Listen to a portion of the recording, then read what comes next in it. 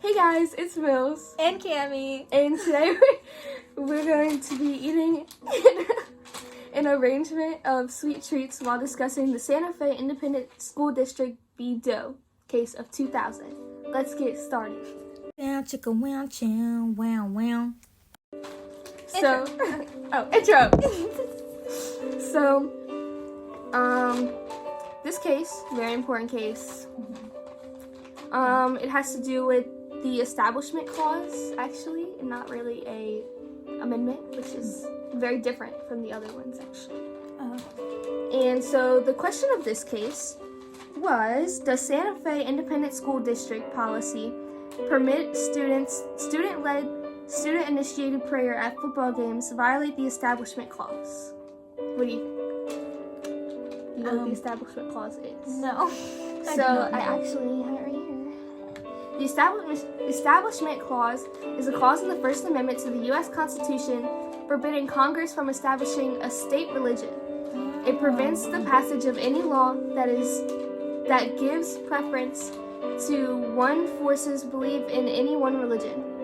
It is paired with the clause that prohibits limiting of the free expression of religion.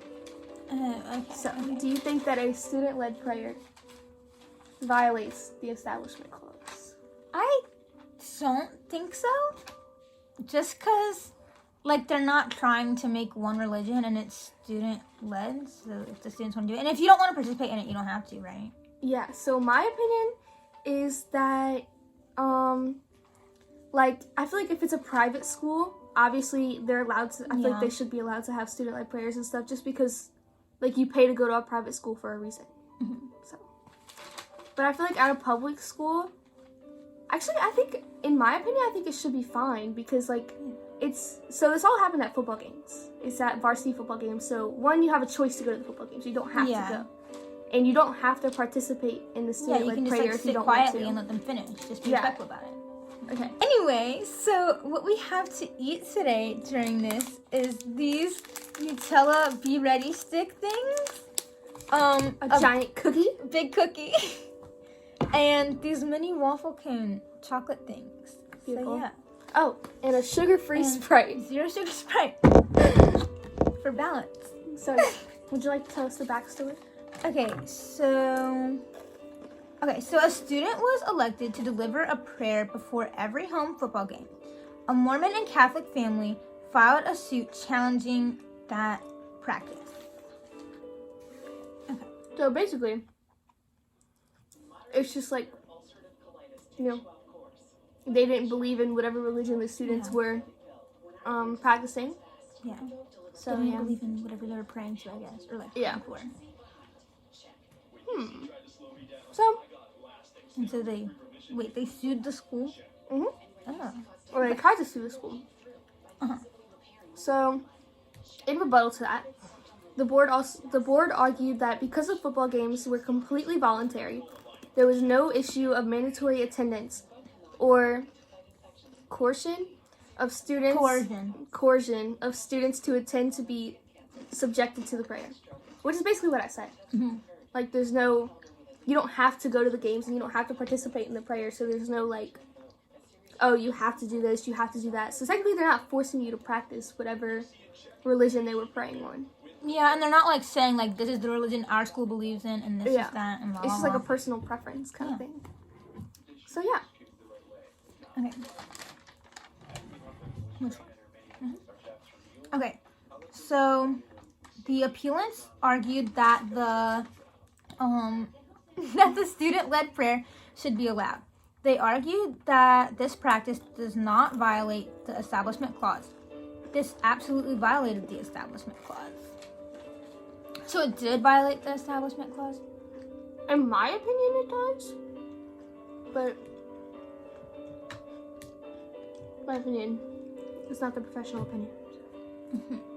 Okay.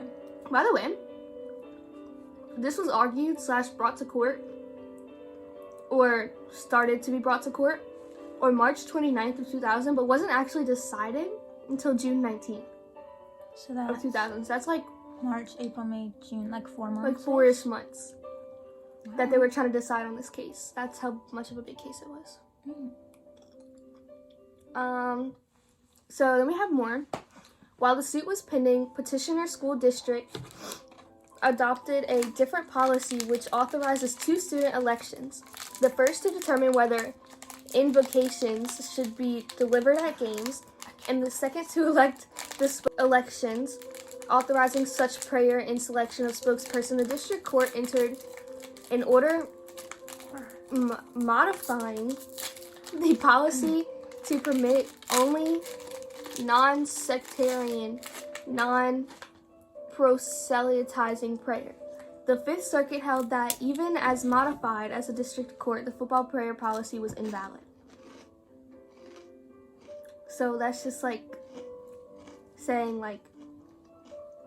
okay, so that's just like saying the process of how they elected these kids to do the prayers and stuff, and what prayers they were doing. So it was a student election, like the students did it? Yeah. Okay. The school had nothing to do with it. It was just the students, the student body on their own. Oh. Kind of thing. Yeah? That makes it seem even less of a problem, you know? Yeah, because it wasn't a long thing. You know? But and the school wasn't forcing it on them, it was the students choosing it for themselves. Yeah. Basically. So before I read the end, what do you think? Do you think it did or didn't violate the Establishment Clause? I don't know. So I think, just in my opinion, I think it didn't, because the students aren't being forced to practice this religion, and it's not I'm pretty sure this is at a public school, so it's not like the school has a religion or whatever. Yeah. They weren't saying that the school has a religion. They were just practicing their own little thing, and it was held by the students. It's not like the school board had anything to do with it or the teachers. It's not like they were practicing it in school. It was an outside of school thing, only at extracurricular activities and stuff. So I think it didn't. Okay, yeah, I don't think it did either, if it was led by the students. So the decision was 6-3 again, as the last one, which was delivered by Justice John Paul Stevens. The court held that the district policy permitting student-initiated prayer at football games violates the Establishment Clause. Which I honestly don't get. I do get it, but I don't get it. Yeah. I get it, technically you're all practicing the same religion or whatever, because they technically force you to practice it or whatever. But they really didn't, because they weren't saying, oh, you have to do this. Or when we go to this game, y'all are going to do this prayer, and y'all are all going to participate. Yeah. Even if you wanted to, you could honestly probably just show up late and not have to hear the prayer at all. Yeah, because if it's at the If beginning. it's really that big of a deal. Yeah. But Just don't come for the prayer time. Yeah, just skip prayer time and then come later, you know? That's just my opinion though. I don't know. Yeah. So, how does this affect us today? Well, The case. I think this affects us today because now there can't be any prayers or anything within public school systems. Yeah. I think it basically just kind of makes I get from our perspective that was fine, but coming from the court's perspective, I guess to them it just makes everything fair, free practice of religion, and you believe in who you want to believe or what you want to believe, and not have others force you or influence you to change your religion just to fit in. Yeah, I guess. So I guess it kind of makes sense to me, but I wouldn't go as far to sue the school though. No. For money because they said a prayer at a football game. No, if anything, just tell your kid, oh, you can't go to football games. Yeah. Or tell them, oh, let's wait for the prayer to end and then you can go. Because I don't believe they did anything after the prayer. It was just a prayer and then the game started. So. Well, to me it seems fine, but I guess to the jury it didn't. To the jury it didn't. And so yeah. So apparently the school district won the case, of Santa Fe School District. And apparently it does violate the Establishment Clause. So. We don't say prayers at our school. But we have that thing on the wall, right? Yeah. In God We Trust. Yeah, we have sign. In God We Trust sign. Yeah. That was a new little law passed or something. Yeah, I think that's it. Yeah, that's it. So, bye. Bye. Womp womp womp. Spokesperson to deliver them. After the students had... So, As long as you they're want to tell us the respectful. backstory? Wait, we gotta see what we have. Oh, we did already. No. Oh. Yeah, What was your fun fact? about Santa Fe? Yes. That Santa Fe chicken is really popular in a lot of restaurants. Because the case took place in Santa Fe. So that was a fun fact.